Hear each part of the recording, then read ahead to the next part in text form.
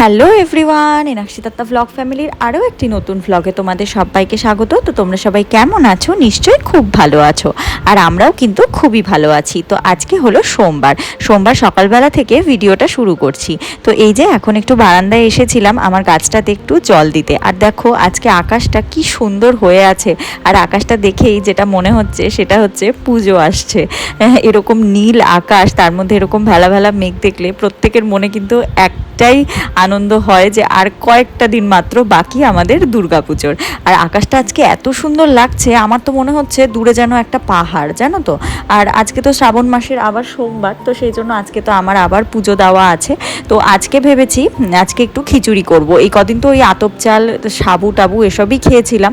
তো আজকে আমার বোনও আমার সাথে শিবের মাথায় জল দেবে। তো আমি বললাম যে ঠিক আছে, আজকে যখন একটা পার্টনার পেয়েছি তখন একটু খিচুড়ি বানাই। তো এই এক পার্টনারকে খিচুড়ি খাওয়াতে গিয়ে আমার সাথে আরও দুটো পার্টনার জুটে গেছে, সেটা হচ্ছে আমার মা আর সাথে অঙ্কুশ। তো উনি তো খিচুড়ির খেতে খুব ভালোবাসে, মানে আমার মাও খিচুড়ি খেতে ভালোবাসে আর অঙ্কুশও খিচুড়ি খেতে ভালোবাসে। মানে কি যে ভালোবাসে, ওদের রোজ খিচুড়ি দিলে রোজ ওরা খিচুড়ি খাবে, জানো তো। সাথে আমার বাবাও। আমি আর মৌলি আবার অতটা ভালোবাসি না, মাঝে মাঝে ভালো লাগে।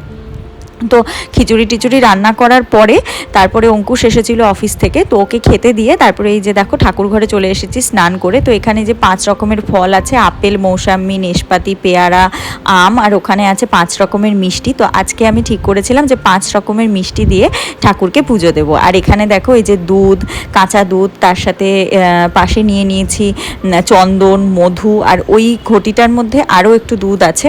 আর এখানে ঘিটাও অ্যাড করে নিয়েছি। আর এখানে আছে সব রকমের ফুল, বেলপাতা, সাদা ফুল, আর এই যে আকন্দ ফুলের মালাটাও কালকে নিয়ে এসেছিলাম। তবে আকন্দ ফুলের মালাটা জানো তো একটু নষ্ট নষ্ট হয়ে গেছে, কালকে এনে রেখেছিলাম তো। আর সাথে মাকে দেওয়ার জন্য একটা পদ্ম এনেছিলাম, তবে আকন্দ ফুলটা কালকে না আনলে আজকে আবার অনেক সময় পাওয়াও যায় না, তো সেই জন্য কালকে এনে। তো চলো আমি পুজোটা দিয়ে নিই, তারপরে আবার কথা বলছি তোমাদের সাথে। আর অনেকদিন থেকেই ভাবছিলাম যে মানে যে কোনো একটা মানে সোমবার এরকম 5 রকমের ফল, 5 রকমের মিষ্টি দিয়ে পুজো দেবো। ভাবলাম যে ঠিক আছে আজকেই দিয়ে দিই। তো চলো আমি পুজোটা করি। তো এই যে দেখো এখানে সমস্ত পুজোর জিনিসপত্রগুলো গুছিয়ে বাগিয়ে নিয়ে আমি কিন্তু পুজো দিতে বসে পড়েছি। তো তাড়াতাড়ি করে পুজোটা দিয়ে নিই, তারপরে আবার নিচে গিয়েও পুজো দিতে হবে। তো চলো আমি পুজোটা দিতে দিতে তোমাদের সাথে একটু গল্প করি। আচ্ছা, পুজো তো চলেই এলো, আকাশ বাতাস সব কিছু দেখেই কিন্তু বোঝা যাচ্ছে যে পুজো আর বেশি দিন নেই। তো তোমরা কি কেউ ঠিক করেছো যে পুজোতে কি কি কেনাকাটা করবে, কি কি পরবে? তো আমি জানো তো প্রত্যেকবারই আমার 2-3 মাস আগে থেকে মানে আমার ঠিক হয়ে যায় যে হ্যাঁ আমি পুজোতে এই দিন এইটা পরবো, ওই দিন এইরকম একটা পরবো, এই দিন এরকম একটা, মানে এটা একটা ঠিক হয়ে যায়। মোটামুটি একটা শাড়ি, ব্লাউজ টাউজ দিয়ে সমস্ত কিছু রেডিও হয়ে যায়। কিন্তু এইবার আমি না বুঝেই পাচ্ছি না যে আমি কি পরবো। তার মধ্যে এবার তোমরা পুজোতে জানি না কতজন জানো, মানে আমি যতদূর শুনেছি এবার পুজোতে অষ্টমীতে কোনো আলাদা দিন নেই। মানে সপ্তমী, অষ্টমী, নবমী যেরকম 3টে দিন থাকে, তো অষ্টমীর জন্য আলাদা করে কোনো দিন নেই। সপ্তমীর দিন রাত্রিবেলা নাকি অষ্টমী লেগে যাচ্ছে, দিয়ে ভোরবেলা নাকি অষ্টমী ছেড়ে নবমী লেগে যাচ্ছে। তো যাই হোক, পুজোতে একটা দিন কম, এটা একটু মন খারাপেরই বিষয়। কারণ এই পুজোটার জন্য আমরা সারা বছর অপেক্ষা করে থাকি, প্রত্যেকে অপেক্ষা করে থাকে যে পুজোটা কবে আসবে। তো একটা দিন কম, এটা সত্যি একটা মন খারাপের বিষয়। কিন্তু মানে একটা দিন কম হলেই কি হলো, আমি তো ঠিকই করতে পারছি না যে আমি এবার পুজোতে কি কিনবো, কি পরবো, কিছুই খুঁজে পাচ্ছি না। মানে সারাদিন দেখে যাচ্ছি যে এটা কিনি ওটা কিনি, মানে কিছুতেই কিছু খুঁজে পাচ্ছি না। তো যাই হোক, এর মধ্যে থেকেই এখন থেকে প্রিপারেশন নেওয়া শুরু করতে হবে। কারণ প্রবলেমটা কি হয়ে যায় বলো তো, একদম পুজোর আগের মুহূর্তে যদি মানে কেনাকাটি হয় না, টেলারে ব্লাউজ বানাতে ভীষণ প্রবলেম হয়ে যায়। এই জন্য আগে কিনলে সুবিধে হয়। তো দেখা যাক এই কদিনের মধ্যে কিছু একটা, এই মাসের মধ্যে অন্তত কিছু একটা ঠিক করে নেয়, অন্তত একটা শাড়ি কিনে ব্লাউজটা অন্তত বানাতে দিতে হবে। তো এই যে দেখো এখানে গল্প করতে করতে আমার কিন্তু পুজো দেওয়া হয়েও গেছে। তো এই যে দেখো এখানে 5 রকমের ফল দিয়ে, তারপরে 5 রকমের মিষ্টি দিয়ে পুজো দিয়ে দিয়েছি। আর আমাদের এই যে ঠাকুরের যে বেদিটা আছে পাথরের, এখানে জানো তো মানে শিব ঠাকুরের মাথায় জল দিলে না জলটা পুরো গড়িয়ে পড়ে যায়। মানে ওই জায়গাটা ঢালু করা নেই, মানে এদিকটাতে ঢালটা করা আছে, তো ওই জন্য খুব প্রবলেম হয় জানো তো। সেজন্য বড় থালা দিই, ছোট থালা দিই, যেটাই দিই একদম পুরো দুধ গঙ্গা জল নিচে পড়তে শুরু করে। তো এই জায়গাটা এরপরে কোনো সময় ঠিক করতে হবে জায়গাটা। কারণ শিবরাত্রির সময়, তারপরে এই শ্রাবণ মাসে আমি তো ঘরেই জল দিই, মন্দিরে ওরকমভাবে তো যাওয়া হয় না। তো ঘরে জল দিতে না এই জায়গাটায় খুব অসুবিধে হয়। এবার কালী পুজোর সময় যখন ঠাকুর রং হবে তখন ভাবছি বাবাকে বলবো যে এই জায়গাটা কোনো একটা ব্যবস্থা করতে। পুজো দেওয়া কমপ্লিট হলো, আর গরমে ঘেমে আমার অবস্থাটা একবার দেখো। তো চলো নিচে যাই, নিচে গিয়ে এখন নিচের ঘরের পুজো মনে হয় মা আজকে দিয়ে দিয়েছে, খালি আমি ওই পদ্ম ফুলগুলোকে ফুটিয়ে দেব। তো চলো নিচে যাই, ভীষণ গরম, বাপরে বাপ। এখন গিয়ে নাইটি টাইটি সব চেঞ্জ করতে হবে, পুরো আমি একদম ঘেমে ঝোল হয়ে গেছি। আর তারপরে এসে দেখো নিচে ঘরে পুজো দিয়ে দিলাম। মাই পুজোটা আজকে দিয়ে দিয়েছিল, আমি শুধু পদ্মগুলো ফুটিয়ে ফুটিয়ে ঠাকুরের ওখানে দিয়ে দিলাম। আর এই যে এখানেও দেখো আজকে ভোগ দিয়ে পুজো দিয়েছিলাম, তো একসাথে সব ভোগগুলো এখন বাড়ির সবাইকে একটা একটা করে দিয়ে তারপরে খাওয়া দাওয়া করব। তো তখন তো পুজো টুজো দিয়ে খেয়ে দিয়ে আমি শুয়ে পড়েছিলাম, মানে তখন আর কথা বলার মতো মানে ক্ষমতাই ছিল না আমার।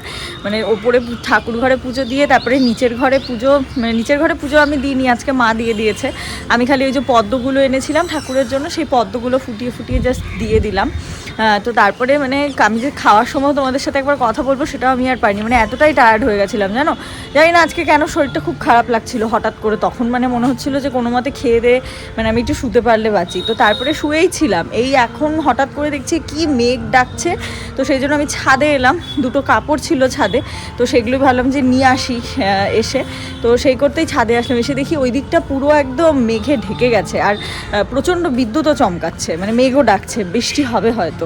তো দুদিন তো ভালোই বৃষ্টি হলো, আবার আজকে সকালের দিকে বেশ ভালো গরম পড়েছিল। তো এখন আবার ওয়েদারটা একটু ঠান্ডা হয়েছে। তো চলো আমি এগুলো নিয়ে টিয়ে নিচে যাই, তারপরে সন্ধ্যাবেলা আবার দেখা হচ্ছে।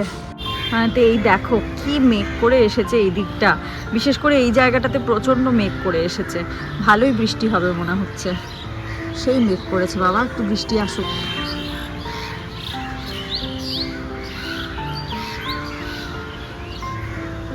তো চলো এই যে মাসিও এসেছে ছাদে, তো যেগুলো তুললাম কাপড় টাপড়গুলো ওগুলো সব মাসির হাতে দিয়ে দিলাম। তো মাসি নিয়ে নিচে যাচ্ছে, বললাম ঠিক আছে তাহলে আমি আরেকটু দাঁড়াই, আরেকটু দাঁড়িয়ে তারপরে যাই, কারণ এত হাওয়া উঠেছে, তো হাওয়াটা খুব ভালো লাগছে। কিন্তু আজকে যেন ভীষণ ঘুম পাচ্ছে আমার, আমি দুপুরবেলা শুয়েছিলাম, যতক্ষণ শুয়েছিলাম ততক্ষণ আর ঘুম আসছিল না। এখন ছাদে এসেছি, এখন মনে হচ্ছে কি ঘুম পাচ্ছে, চোখটা বারবার করে কটকট করছে চোখ টোকগুলো। তো চলো যাই, আর থাকবো না ছাদে, নিচে গিয়ে একটু শুই, ভালো লাগছে না। তো চলো এখন ছাদ থেকে নিচে চলে যাচ্ছি, এখন গিয়ে ভাবছি একটু চাটা খাবো। তো চাটা খাওয়ার পরে এখন এসেছি গুড়গুড়ির বাড়িতে, গুড়গুড়ির সাথে একটু খেলা করতে। আসলে ওর সাথে একটু খেলাধুলো না করলে না আমার ভালোই লাগে না জানো তো, মানে শুধু আমার কেন, মানে আমি, মা, মৌলি, মানে একটা দিন যদি ওকে আমরা না দেখতে পাই, মানে ওর সাথে একটু না খেলাধুলো করি, ভালো লাগে না।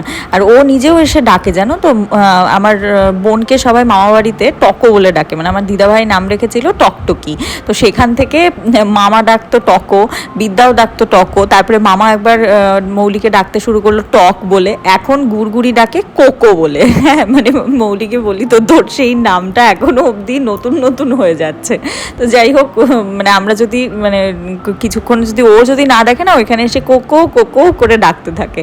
তো যাই হোক, তারপরে বাড়িতে এসে দেখো রাত্রিবেলা একটু পনিরের তরকারি করছি।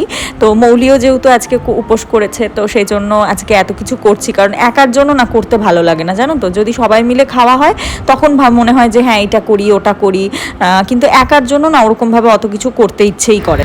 তো সেই জন্য সন্ধ্যাবেলায় মৌলির কাছে জিজ্ঞেস করলাম যে মৌলি কী খাবি, রাত্রে কি আবার খিচুড়ি খাবি? আর দুবেলা জানো তো এই গরমে খিচুড়ি একদমই খাওয়া যায় না, আর দুপুরে খিচুড়ি খেয়েছি তো আর রাত্রিবেলা আতপের ভাতও খেতে ইচ্ছে করছে না। ওই জন্য মৌলি বললো যে ঠিক আছে তাহলে চল পরোটা বা লুচি খাই। আমি ঠিক আছে তাহলে পরোটা লুচির মধ্যে যে কোনো একটা খেলেই হয়, কিন্তু তার সাথে তরকারি, এবার দুপুরে ফুলকপির তরকারি করা হয়েছিল, তো ফুলকপির তরকারি দিয়ে তো আর হয় না, ঠিক আছে তাহলে একটু পনির করি। তারপরে অঙ্কুশ পনিরটা এনে দিল, তো পনিরটা একদম নিরামিষ করে পোস্ত টোস্ত কাজু বাদাম দিয়ে করেছিলাম। পনিরটা দারুণ হয়েছিল জানো তো, মানে আমি নিজে যা যা পেরেছি দিয়ে গেছি, জানি না মানে কী রেসিপি হয়েছে, এটা কোনো নাম নেই এই রেসিপির, কিন্তু পনিরটা খেতে খুব সুন্দর হয়েছিল। মানে আমার মনে হলো প্রথমে এমনি জিরা বাটা আদা বাটা দিয়ে করব, তারপরে মনে হলো যে না ওর মধ্যে একটু পোস্ত বাটা দিই, তো পোস্ত বাটাও দিয়ে দিলাম, তারপরে মনে হলো না একটু কাজু বাদাম বাটা দিয়ে দিই, তারপরে কাজু বাদাম বাটাও দিয়ে দিলাম। যাই হোক, রেসিপিটা আমি তোমাদের সাথে শর্টসে শেয়ার করেছি, অবশ্যই দেখে একবার বানিয়ে খেয়েও, খুব ভালো হয়েছিল। মানে আমি এটাকে শাহি পনিরও বলবো না, পোস্ত পনিরও বলবো না, কিন্তু ওই মিলিয়ে মিশিয়ে একটা কিছু হয়েছিল।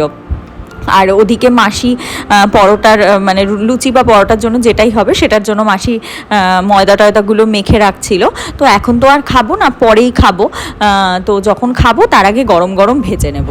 তো এই যে দেখো এখানে কিন্তু আমার ঝোলটা পুরোপুরি ফুটে গেছে। আর এরকম ঝোল ঝোল থাকবে না, এটাকে পুরো আমি একদম মানে কষিয়ে নেব। আর দেখো চিনিটাই অ্যাড করতে ভুলে গেছিলাম, মানে এত কিছু অ্যাড করেছি চিনিটাই অ্যাড করিনি আমি। তো যাই হোক চিনিটা অ্যাড করে দিলাম। এখন এটাকে ভালো করে শুকিয়ে নেব। আর এখানে এই যে মাসি পরোটাগুলো ভেজে নিচ্ছিল। তো পরোটাগুলো ভাজা হওয়ার পরে তারপরেই কিন্তু ডিনারটা নিয়ে নেব। এই দেখো পনিরটা একদম মানে শুকিয়ে নেওয়ার পরে এরকম হয়েছে, খেতে খুব ভালো হয়েছিল। আর জানো তো এই যে ভিডিওটা মানে আজকে তো সোমবার, এই ভিডিওটা আমি তোমাদের সাথে কতদিন পরে শেয়ার করেছি, প্রায় 2-3 দিন পরে শেয়ার করেছি। সেই জন্য তোমাদের কাছে আমি আগেই সরি চেয়ে নিচ্ছি। নেক্সট দিন থেকে একদম আমি ডে বাই ডে দেওয়ার চেষ্টা করব। তো চলো আজকের ভিডিওটা আমি এখানেই শেষ করে দিচ্ছি। সবাই ভালো থেকো, সুস্থ থেকো, আমার ভিডিওগুলো দেখতে থেকো। যদি ভালো লাগে চ্যানেলটাকে সাবস্ক্রাইব। টাটা।